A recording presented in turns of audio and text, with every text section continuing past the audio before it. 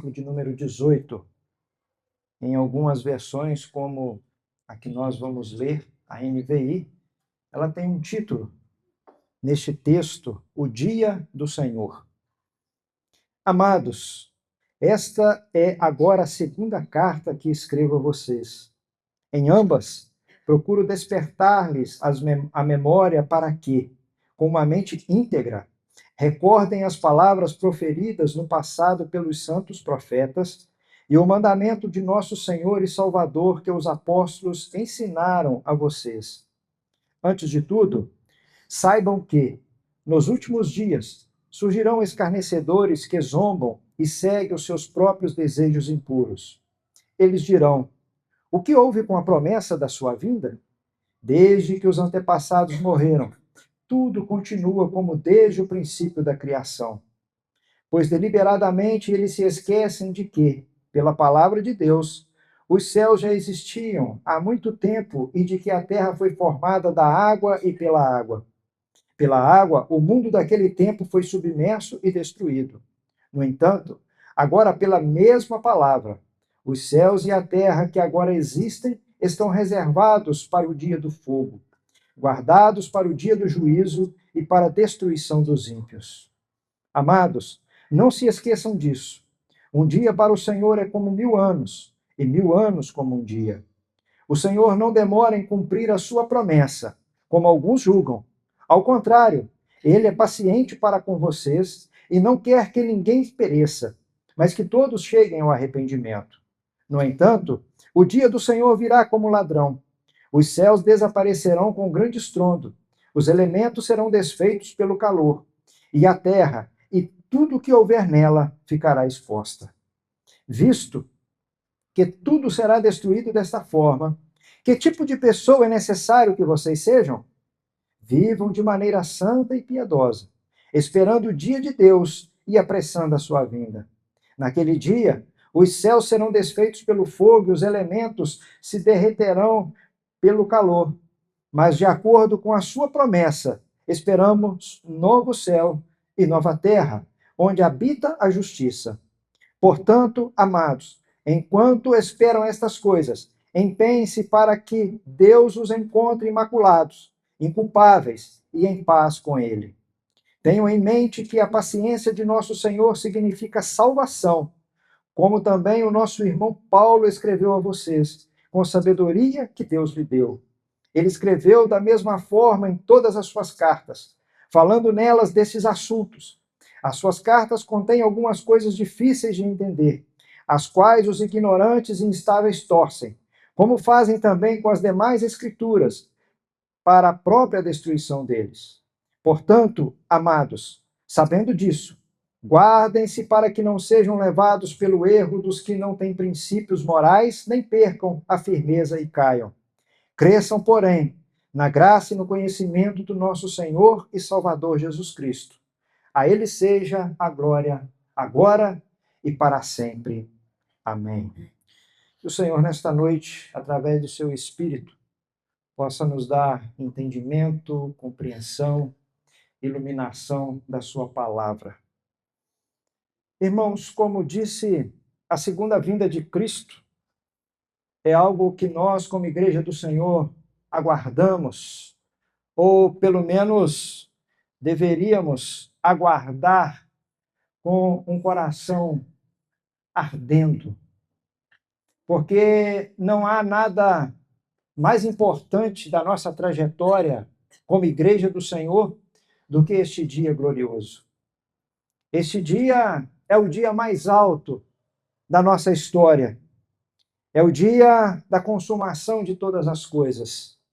É o dia que o Senhor fará com que tudo aquilo que ele planejou se cumpra cabalmente. O dia em que a Igreja do Senhor encontrar com ele e novos céus e nova terra passar a existir.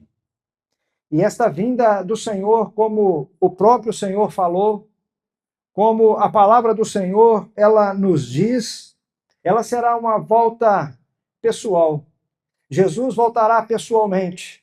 Ele não enviará alguém o representando. também será uma volta visível. Diz a palavra do Senhor que todo olho o verá, que todas as nações da terra irão contemplar esta volta do Senhor.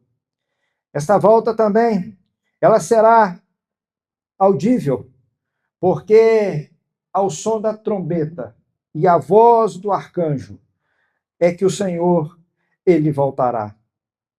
Esta volta, ela também será, como nós lemos aqui nesta noite, e a palavra do Senhor nos diz, ela será repentina. Será como o ladrão à noite, aquele que volta, aquele que vem e não avisa que está vindo. Esta volta, ela é certa. Assim como uma mulher que está grávida, ela vai dar à luz. Assim é a volta do Senhor. Ela é certa.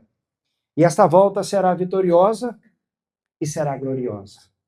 Quando o Senhor colocar todos os seus inimigos debaixo dos seus pés, quando o Senhor estabelecer novos céus e nova terra, nós estaremos contemplando, nós estaremos vivendo a gloriosa e doce volta do Senhor Jesus a esta terra.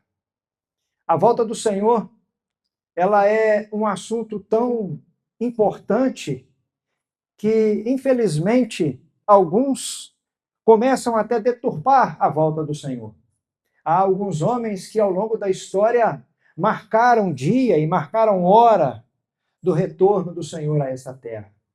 Mas todos eles erraram, porque ninguém sabe o dia e a hora, senão o próprio Deus, senão o próprio Senhor. E algumas vezes, nos Estados Unidos, o mesmo homem marcou a volta do Senhor 3 vezes, e as 3 vezes, naturalmente, ele errou. Não há como prever, não há como determinar o dia e a volta do Senhor. E o resultado de marcar a volta do Senhor, de marcar uma data, de marcar uma hora, de marcar um dia específico, resulta naquilo que aconteceu também lá no tempo de Pedro. Embora eles não estavam marcando o dia, eles não estavam marcando a hora, mas a zombaria é sempre a mesma. E há relatos de que, neste período, nos Estados Unidos, em que houve este homem, este pregador que marcou a volta do Senhor, depois foram alguns tempos, algumas semanas, meses, as pessoas falando e repercutindo sobre isto e a zombaria. E a zombaria não se referia somente a ele ter marcado a volta do Senhor e o Senhor não ter voltado naquela data. Mas a zombaria se estendeu a todos aqueles que creem piamente na palavra do Senhor, que creem piamente na promessa da volta do Senhor. Esta volta do Senhor, ela continuou sendo zombada, assim como naquele tempo, também no nosso tempo. Mas o texto que nós lemos nesta noite, falando a respeito da volta do Senhor, este texto não nos convida a determinarmos um dia, uma hora. Este texto não nos convida a determinar quando exatamente o Senhor Jesus virá. Mas esse texto nos convida àquilo que, lá no versículo de número 11, o apóstolo Pedro, ele escreve. Este texto nos convida a pensarmos como nós devemos viver neste presente tempo, enquanto aguardamos a volta do Senhor. E Pedro, ao escrever esta carta, ele, naturalmente, sabendo de que os seus dias na face desta terra estavam contados. No primeiro capítulo da segunda carta de Pedro, ele vai dizer que ele sabe que está prestes o dia dele deixar este mundo, porque o próprio Senhor havia falado, havia revelado a ele. No capítulo de número 2 dessa carta, ele denuncia os falsos mestres. E aqui, no capítulo de número 3, o apóstolo Pedro, ele fala a respeito de algo que é terrivelmente constatado naquele tempo e também constatado no tempo em que nós vivemos. Ele fala sobre aqueles que zombam de nós, daqueles que zombam da igreja do Senhor, que aguarda e espera o dia da volta do Senhor. E este capítulo, quando nós o lemos, nós vamos observar que ele se divide em três sessões, que correspondem, nesta noite, a 3 pontos que nós queremos destacar deste sermão. O primeiro, uma advertência contra os zombadores. E estes que zombam, eles voluntariamente, eles fazem questão de esquecer da história. O segundo ponto, uma explicação sobre o tempo e a paciência de Deus. Porque também eles zombavam a respeito do tempo, de que se falava a respeito da volta do Senhor, e o Senhor ainda não havia voltado. E o terceiro, um apelo prático para nós vivermos uma vida de santidade, a prontidão e o crescimento espiritual. Primeiro ponto, então, que nós queremos destacar nesta noite, a precaução que devemos ter contra os zombadores. A memória como instrumento da fé.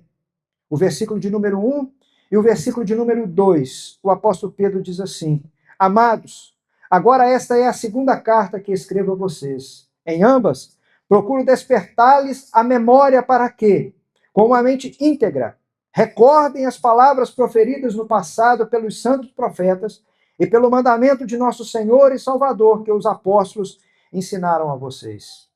Pedro começa este capítulo lembrando do propósito das suas cartas, que era despertar o entendimento sincero daqueles crentes a respeito não de uma doutrina nova, mas a respeito daquilo que a palavra do Senhor já ensinava desde os tempos antigos, através dos profetas, que o Senhor Jesus ensinou e que os apóstolos também já estavam ensinando a respeito da volta do Senhor Jesus Cristo. Na verdade, o que Pedro está querendo dizer é: a volta do Senhor não é uma doutrina inédita, não é algo novo, mas é algo que desde a antiguidade, desde o tempo dos profetas, já estava sendo anunciado, já estava sendo pregado a respeito da volta do Senhor. E isso, irmãos, nos ensina algo interessante, algo importante para as nossas vidas. O nosso maior problema, muitas das vezes, não é uma doutrina nova ou uma heresia que surge no nosso meio. O nosso maior problema é nós esquecermos a verdadeira palavra que nós temos aprendido com o Senhor. É claro que as heresias são problemas. É claro que as doutrinas falsas, as novidades que surgem, são problemas. Mas o maior problema para nós é quando nós nos esquecemos da verdade. O nosso maior problema é quando nós nos esquecemos daquilo que o Senhor já nos ensinou. E toda apostasia, todo desvio, ele começa exatamente. Alguém traz uma doutrina nova e por nós nos esquecermos daquilo que nós aprendemos, por nós nos esquecermos daquilo que é a verdade que o Senhor nos ensinou, que a palavra do Senhor nos transmite, nós embarcamos então em uma doutrina nova, em uma heresia. Portanto, o que Pedro está dizendo para aqueles irmãos é: olha, eu não estou ensinando nada novo, eu estou trazendo a vocês a memória, estou fazendo vocês se lembrarem daquilo que os profetas anunciaram. Estou fazendo vocês recordarem aquilo que o Senhor Jesus nos ensinou e aquilo que os profetas já têm instruído a vocês. E ele diz: antes de tudo, saibam que nos últimos dias surgirão escarnecedores,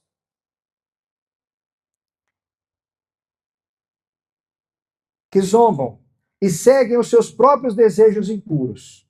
Eles dirão: o que houve com a promessa da sua vinda? Desde que os antepassados morreram, tudo continua como desde o princípio da criação. Se num primeiro momento Pedro nos chama a atenção para nós não nos esquecermos, para que aqueles irmãos e que para nós também não venhamos nos esquecer da promessa da segunda vinda do Senhor. Que esta não é uma novidade, mas é algo que já estava sendo anunciado pelos profetas, e era uma doutrina que ele estava apenas lembrando a eles. Agora ele está falando a respeito do perfil destes homens escarnecedores. Pedro é enfático em dizer, olha, nos últimos dias. E quando ele diz nos últimos dias, ele está se referindo ao período da primeira vinda do Senhor, até o dia da segunda vinda do Senhor. Ele está dizendo que surgirão escarnecedores, aqueles que brincam, aqueles que zombam, aqueles que tratam com desdém, com zombaria, aquilo que deveria levar a sério, aquilo que eles deveriam ter como algo importante para a vida deles, eles estavam zombando, eles não estavam levando e tratando com a seriedade que deveria ser.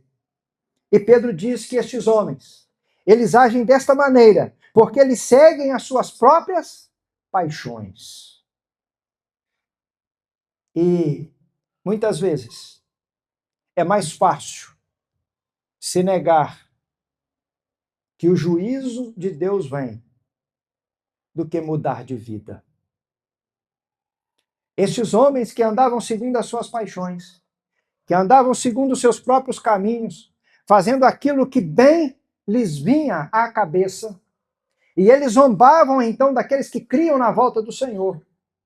Estes homens, o que eles estavam tentando fazer era como que alguém cria um bloqueio. Olha, nós não cremos na vinda do Senhor, nós não cremos que haverá um juízo, e por isso então nós vivemos da maneira que nós queremos. Por isso então nós não nos importamos com a vida de santidade, não nos importamos em viver uma vida de obediência, porque afinal de contas nós não cremos que vamos prestar contas a ninguém. É mais fácil então para eles, era muito mais fácil eles negarem a volta de Cristo para julgar a eles do que mudar a vida. E lamentavelmente nós vivemos tempos semelhantes, também de homens que não creem ou zombam, ou fazem de que não acreditam que haverá um juízo, para que eles possam viver, entre aspas, tranquilamente a vida que eles querem viver. É mais fácil para eles negarem a realidade, negarem que haverá um juízo, do que mudar a sua própria vida. E o que eles dizem, então? O que eles falam? Eles dizem, olha, desde que os nossos antepassados morreram, todas as coisas continuam como desde o princípio da criação. O que eles estão fazendo? Eles estão colocando em dúvida a palavra de Deus. Eles não estão dando crédito à palavra de Deus. Eles estão desprezando a palavra de Deus. Mas Pedro diz que este esquecimento deles é um esquecimento voluntário. Pedro, no versículo de número 5, diz, pois deliberadamente eles se esquecem de que, pela palavra de Deus, os céus já existiam há muito tempo, e de que a terra foi formada da água e pela água. Pela água, o mundo daquele tempo foi submerso e destruído. No entanto, agora pela mesma palavra, os céus e a terra que agora existem estão reservados para o fogo, guardados para o dia do juízo e para a destruição dos ímpios. Qual é o argumento daqueles que zombam? Tudo continua como no tempo dos nossos antepassados. Os nossos avós morreram e eles diziam que Jesus ia voltar. Os nossos pais dizem que Jesus irá voltar. Nós estamos dizendo que Jesus irá voltar. Mas este dia parece que nunca chega. Eles zombam, eles usam como argumento e eles dizem, olha, tudo continua como antes, nada muda. É como que se algo está sendo dito e esse dia nunca vai chegar. Aquilo que está sendo falado nunca vai acontecer. O que eles estão dizendo, olha, Deus, ele nunca interveio na história.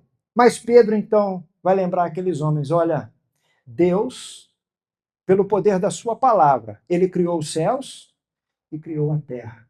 Tudo que existe foi criado por Deus. eles também estão ignorando algo que eles conhecem. Eles estão dizendo que Deus nunca interveio na história, mas na verdade Deus interveio na história. Eles se esqueceram do dilúvio? Eles se esqueceram que Noé construiu uma arca e que após aproximadamente 120 anos ele construindo aquela arca e anunciando que haveria precipitação de água sobre a face da terra, que haveria chuva sobre a face da terra, os homens não criam. Os homens não davam crédito às palavras de Noé, à pregação de Noé, e também zombavam de Noé. Mas chegou o tempo em que Noé entrou na arca. O Senhor fechou a arca e começou a chover sobre a face da terra. E todos aqueles pereceram pelas águas do dilúvio.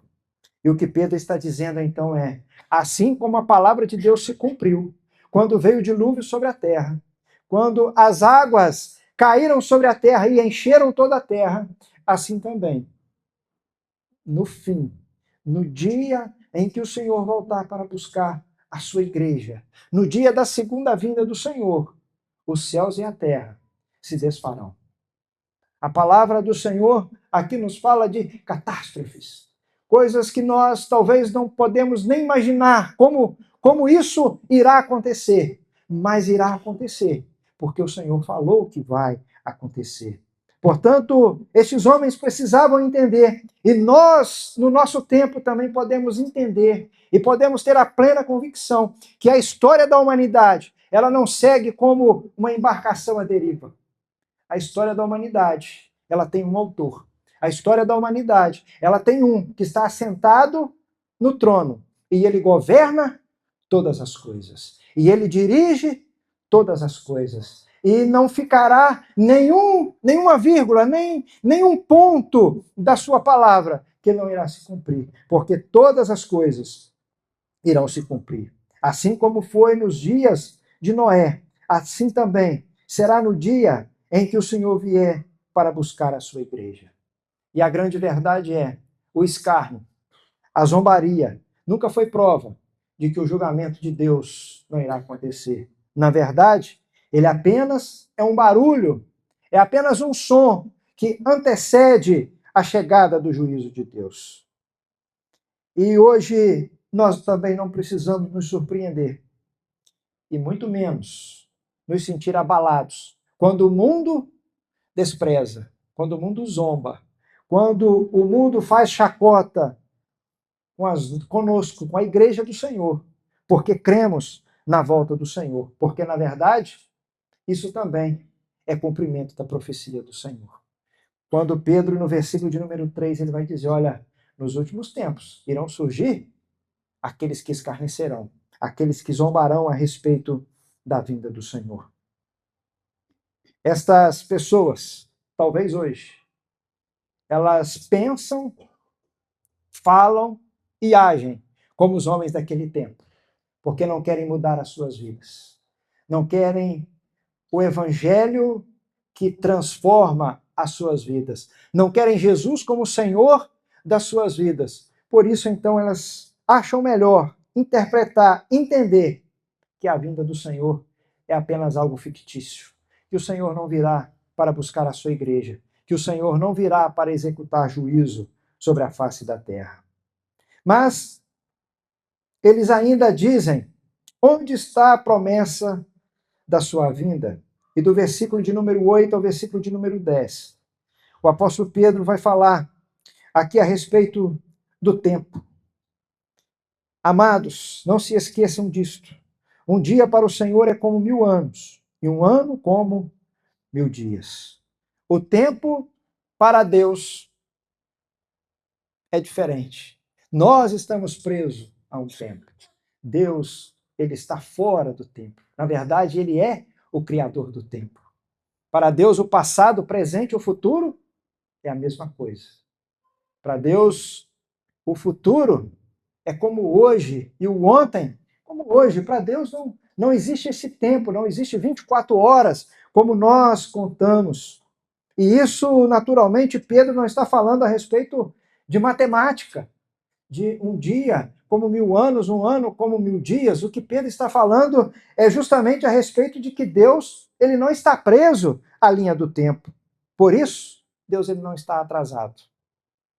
Deus, ele não segue um cronograma assim como nós seguimos.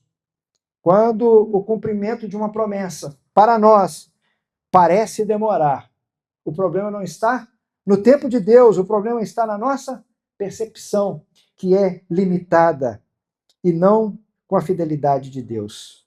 Mas Pedro vai falar algo ainda interessante e importante para nós.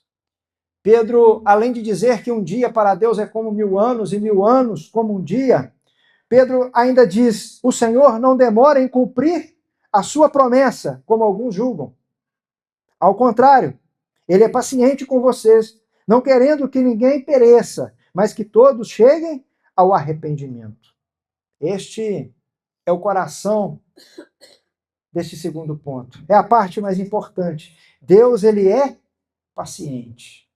E a palavra aqui, usada no original, é a mesma palavra que é usada para longanimidade, quando se fala do fruto do Espírito, em Gálatas 5:22.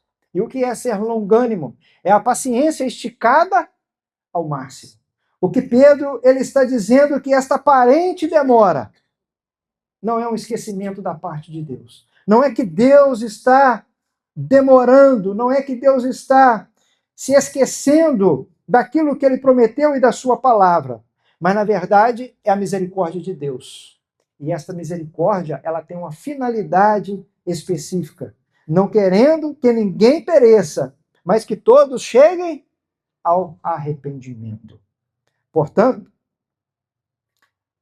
o que Pedro está dizendo, não considere como uma demora de Deus, mas considere como um tempo em que Deus está exercendo a sua misericórdia, a sua longanimidade, para que todos aqueles que lhe pertencem, todos aqueles que darão ouvidos a ele, deem ouvidos a ele, se arrependam, se convertam e se voltem para ele. Mas ele ainda fala a respeito deste dia. E ele começa o versículo de número 10 dizendo: no entanto, o dia do Senhor virá como um ladrão. Agora Pedro está dizendo: o Senhor é longânimo, o Senhor é misericordioso. Mas esta longanimidade e esta misericórdia, ela não é para sempre. O que vocês consideram como demora é misericórdia. Mas eu quero falar para vocês, esta misericórdia não é para sempre. Esta misericórdia, ela terá um fim, porque o dia do Senhor virá. O dia do Senhor é certo. Pedro não diz, olha, provavelmente o dia do Senhor virá. Pedro não diz, talvez o dia do Senhor virá. Ele diz, o dia do Senhor virá. E virá como? Ladrão. Não será avisado. Ninguém sabe o dia. Ninguém sabe a hora. Mas esse dia, ele chegará. E então ele diz, os céus desaparecerão com grande estrondo. Os elementos serão desfeitos pelo calor. E a terra e tudo que houver nela ficará exposta. Esta é uma cena de destruição. Os céus desaparecendo com o estrondo. Os elementos sendo desfeitos pelo fogo. A terra e tudo que nela há será destruída. Por isso, um alerta para nós. Onde nós temos juntado tesouro? No céu ou na terra? Porque tudo que houver na face desta terra será destruído. Nós precisamos entender, assim como aquela igreja, como aqueles irmãos precisavam entender, que às vezes aquilo que nós consideramos como demora, como silêncio de Deus, não é a ausência de Deus. O tempo que nós temos vivido hoje, não devemos tê-lo com uma interpretação errada. Não devemos tê-lo como o Senhor está demorando, mas devemos tê-lo como o Senhor está sendo misericordioso para com o seu povo. O Senhor está sendo misericordioso para com os homens na face da terra. Este tempo é um tempo de graça. Este tempo é um tempo de misericórdia. E este tempo nos chama a atenção como igreja do Senhor para anunciarmos o Evangelho, para pregarmos a respeito da salvação, para falarmos a respeito deste dia, que o dia do Senhor virá, que o juízo do Senhor chegará sobre os homens e que os homens precisam, para não enfrentar o juízo de Deus, precisam receber hoje a graça do Senhor. É preciso receber hoje a salvação que há em Cristo. É preciso aproveitar a oportunidade hoje para nós, como igreja, anunciarmos o Evangelho. Os homens aproveitarem este tempo para reconhecerem Jesus como Senhor e Salvador de suas vidas, para que se arrependam e assim possam estar prontos para o dia do Senhor. E como nós devemos, então, vivermos neste tempo? Como devemos estar neste tempo? O versículo de número 11 faz esta pergunta. Visto que tudo será destruído desta forma, que tipo de pessoa é necessário que vocês sejam? Vivam de maneira santa e piedosa. O que a palavra do Senhor está nos falando, o que Pedro está dizendo. Olha, todas as coisas serão desfeitas. Não há como fugir. Não há como correr nem para um lado e nem para o outro. Tudo será destruído. Que tipo de pessoa é necessário que vocês sejam? Depois que ele descreve, então, a destruição final de todas as coisas, Pedro não faz nenhum cálculo de que dia, que hora o Senhor vem. Mas ele deixa essa pergunta para nós. Que tipo de pessoas vocês devem ser? Porque a vinda do Senhor, ela é algo inegável. Ela é uma realidade. A vinda do Senhor, ela é certa. E ele faz a pergunta, que tipo de pessoa devemos ser? Mas ele também nos dá a resposta. E a resposta é vivermos de forma santa e piedosa. Precisamos estar preparados para encontrar com o nosso Senhor. Em vez de vivermos nos preocupando em que dia, que hora, que momento o Senhor virá, devemos viver de maneira santa neste mundo. E viver de maneira santa neste mundo é vivermos separados do pecado. Vivermos de maneira santa neste mundo é não termos o padrão do mundo como nosso padrão. Como Paulo escrevendo na sua carta aos Romanos, ele diz: não vos conformeis com este mundo. Nós devemos estar conformados, nós precisamos estar amoldados. É a palavra de Deus, aquilo que o Senhor deixou para nós. Pedro diz que também devemos viver de maneira piedosa, vivermos de maneira que o nosso coração esteja voltado para Deus. Vivermos de maneira que o nosso coração seja um coração que reverencia o nosso Deus, um coração que busca e deseja uma comunhão profunda e real com o nosso Senhor. E não apenas evitarmos errar, mas desejarmos uma vida de comunhão com o Senhor. Pedro diz que devemos esperar esse dia, esperando e apressando, versículo de número 12, e o versículo de número 13, quando ele diz: esperando o dia de Deus e apressando a sua vinda. Naquele dia, os céus serão desfeitos pelo fogo, os elementos se derreterão pelo calor, mas de acordo com a sua promessa, esperamos novos céus e nova terra, onde habita a justiça. Pedro escreve qual deve ser a nossa postura. Além de vivermos de maneira santa, de maneira piedosa, ele diz que nós devemos esperar a volta do Senhor. E este esperar é esperar com um desejo de que ele volte o mais rápido, que ele volte o quanto antes. E este esperar dá-nos a ideia. Alguém já disse que este esperar é como que alguém, na expectativa de algo, ele fica na ponta dos pés, esperando, desejoso por algo. E este esperar, então, é exatamente desta forma. E apressando, este apressar, este acelerar a volta do Senhor, só tem um meio dele se dar.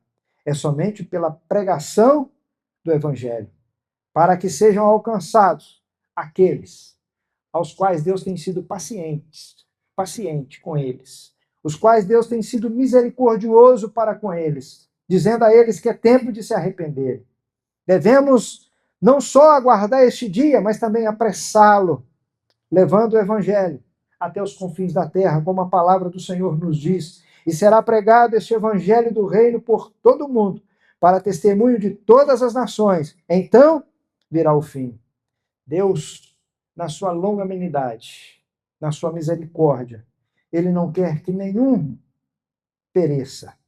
Mas nós, como igreja, precisamos erguer a nossa voz, anunciarmos, pregarmos o Evangelho, porque sabemos que a fé, ela vem pelo ouvir, e o ouvir pela palavra de Deus. Os homens só crerão no Senhor se eles ouvirem a respeito do Senhor.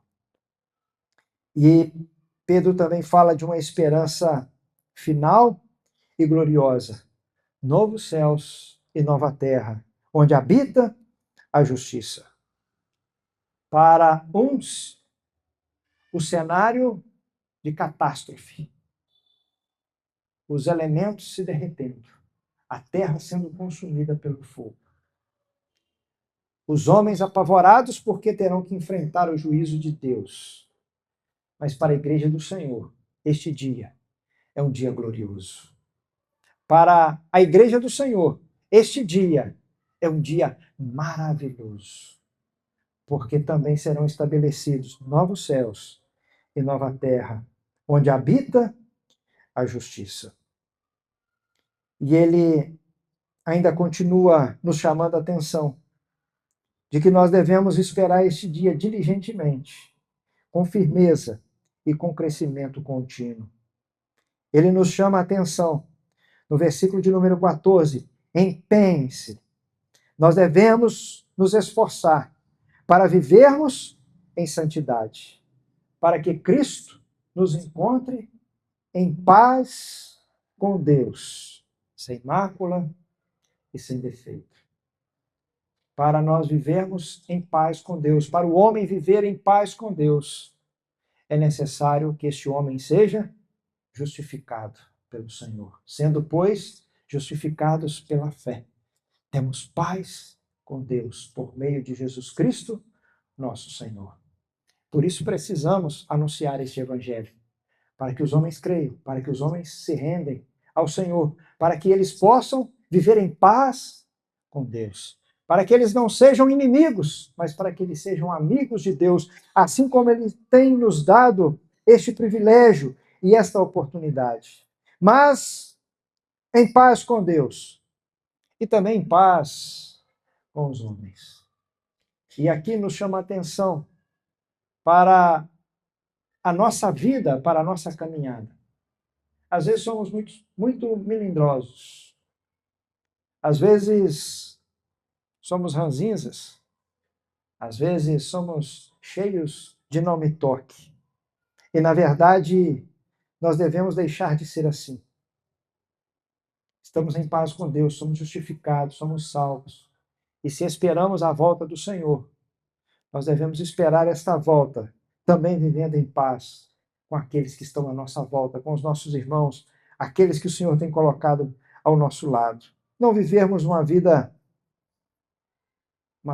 de guerra, uma vida de confusão, uma vida cheio de milindres, cheio de não me toques. Também, Pedro nos aconselha a guardar-se e não perder a firmeza. A firmeza doutrinária é necessária para nós não sermos arrastados pelo erro. Lembra quando no princípio nós estávamos falando que o nosso maior problema não é uma doutrina nova ou uma heresia, mas é o esquecimento da verdadeira doutrina, da verdadeira palavra. Que Pedro nos aconselha é nós sermos firmes, é nós estarmos firmados, não perdermos esta firmeza, é nós nos guardarmos na palavra do Senhor, para não sermos arrastados, para não darmos ouvidos àqueles que pregam e ensinam heresias, aqueles que trazem novidades que contradizem a palavra do Senhor, aqueles que tentam, de alguma maneira, desacreditar aquilo que a palavra do Senhor, aquilo que a Bíblia, ela nos ensina. Também ele nos aconselha a crescermos. E este crescimento é um crescimento contínuo. Não é um crescimento que nós, em algum tempo, vivemos e estagnamos, paramos. Parece que já alcançamos o topo. Não. Nós devemos crescer a cada dia na graça e no conhecimento de Cristo. Nós precisamos entender que este crescimento não é um crescimento, não é apenas uma etapa da nossa vida, mas é toda a nossa vida na presença do Senhor, é toda a nossa vida servindo ao Senhor. É uma vida de crescimento espiritual. É um processo contínuo e nunca uma condição alcançada. E Pedro encerra a sua carta de forma gloriosa, quando ele diz: a ele seja a glória, agora e para sempre. Amém. A ele seja a glória, tanto no dia presente, tanto no tempo presente, como no dia do Senhor. Jesus é o centro desta carta de Pedro. Jesus é o centro da palavra de Deus. Jesus é o centro de toda a história. Jesus é o centro de toda a eternidade. Como a própria palavra do Senhor diz, porque dele, por ele, para ele são todas as coisas. A glória vem do Senhor. A glória retorna para o Senhor. Ele deve ser glorificado pelos séculos dos séculos, para todo sempre. E nesta noite queremos concluir observando estas 3 respostas de Pedro, a mesma pergunta que ecoa até os nossos dias. Onde está a promessa da sua vinda? Primeiro, devemos não nos abalar com o escárnio, porque este escárnio, ele é sinal de que o dia da volta do Senhor se aproxima. Portanto, temos que ter precaução. Segundo, paciência. O que para nós parece demora é, na verdade, a misericórdia de Deus, dando tempo aos homens para que estes se arrependam. Em terceiro lugar, a prontidão. Temos que estar prontos para a vinda do Senhor. A certeza da volta de Cristo não deve apenas gerar no nosso coração uma especulação. Que dia se dará isso? Quando se dará isso? Mas deve nos conduzir a uma vida de santidade. Deve nos conduzir a uma vida de piedade. Deve nos conduzir a vivermos crescendo a cada dia na graça e no conhecimento do Senhor. Nesta noite, talvez exista alguém no nosso meio que ainda não se rendeu a Cristo, ainda não reconheceu Jesus como Senhor e Salvador da sua vida. Quero dizer a você que nesta noite, que esta noite é uma noite de longanimidade, é uma noite de misericórdia de Deus sobre a sua vida. O fato do julgamento não ter chegado não quer dizer que ele não acontecerá. O fato dos homens achar que está demorando não quer dizer que ele não chegará. Mas significa que Deus, assim como foi misericordioso com aqueles homens, está sendo misericordioso com os homens deste tempo. Significa que há uma necessidade de se arrepender. E fica para você um conselho nesta noite. Não troque a graça hoje pelo julgamento do dia do Senhor. Não desperdice o tempo em que Deus está dando como misericórdia, como expressão de misericórdia na sua vida, pelo dia do julgamento do Senhor, porque o dia do Senhor, ele virá. E para nós, que já recebemos Jesus como Senhor e Salvador, para nós que já somos igreja, para nós que já somos salvos, justificados por Jesus Cristo. A pergunta de Pedro também permanece. Que tipo de pessoa você tem sido? Que tipo de pessoa nós devemos ser enquanto esperamos a gloriosa volta do Senhor? Que tipo de pessoa devemos ser enquanto aguardamos este glorioso dia? Devemos viver de maneira santa. Devemos viver de maneira piedosa. Devemos nos afastar a cada dia do pecado. Não porque corremos o risco de perder a salvação, mas porque queremos ser agradáveis àquele que nos salvou. Não porque vamos perder aquilo que um dia ganhamos, pela graça de Deus, pela misericórdia de Deus, mas como alguém que quer ser agradável àquele que o salvou, àquele que deu a sua vida por nós. Que possamos viver de maneira piedosa, que possamos viver de maneira amando o Senhor, desejando a presença dele, desejando estar com ele, desejando e ansiando pelo dia da sua volta. Que o Senhor, nesta noite, ele possa continuar nos abençoando e possamos continuar vivendo neste mundo para a glória e para a louvor dele. Se você, como disse, ainda não teve esse encontro com o Senhor, ainda não confessou com a sua boca que ele é o Senhor e Salvador da sua vida, aproveite, porque é um tempo em que a misericórdia do Senhor está sendo concedida à sua vida, a longanimidade do Senhor, a paciência do Senhor, ela está sendo oferecida. A graça do Senhor está sendo oferecida. Mas como disse, não se esqueça, não deixe de desfrutar, de receber a graça salvadora. Não deixe de receber esta bênção do Senhor na sua vida, para que você não tenha que enfrentar o justo juiz. Porque ele é um juiz justo. E naquele dia não haverá para onde escapar. Será um dia em que aqueles que enfrentá-lo como justo juiz receberão a justa punição.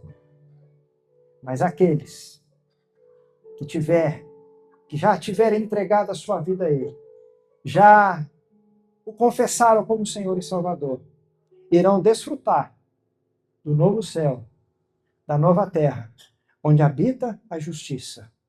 Viverão eternamente com ele. Reinarão eternamente com ele.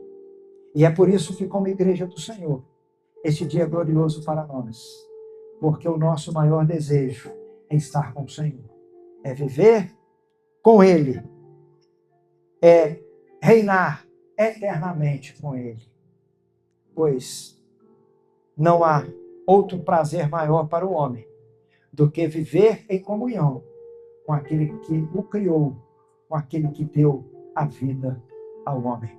Que o Senhor assim nos abençoe. Vamos orar neste momento. Você tem a oportunidade de falar com o Senhor nesta noite, de se apresentar diante dele. Se você ainda não o recebeu como Senhor e Salvador, faça isso neste momento de oração. Confesse a ele, ele é o Senhor da sua vida, que ele é o Salvador da sua vida, que você quer viver para ele e para a glória dele. Se você já assim o fez, que você possa pedi-lo, que ele possa ajudá-lo a viver neste mundo, glorificando o seu nome, de maneira santa, de maneira piedosa. Senhor nosso Deus, te damos graças nesta noite, pela grande oportunidade de cultuarmos a Ti, pela grande oportunidade de louvarmos o Teu nome, pelo privilégio de ouvirmos a Tua santa palavra. Esta noite, ó Deus, esta palavra que fala ao nosso coração a respeito da Sua segunda vinda, promessa do Senhor, anseio da Sua igreja.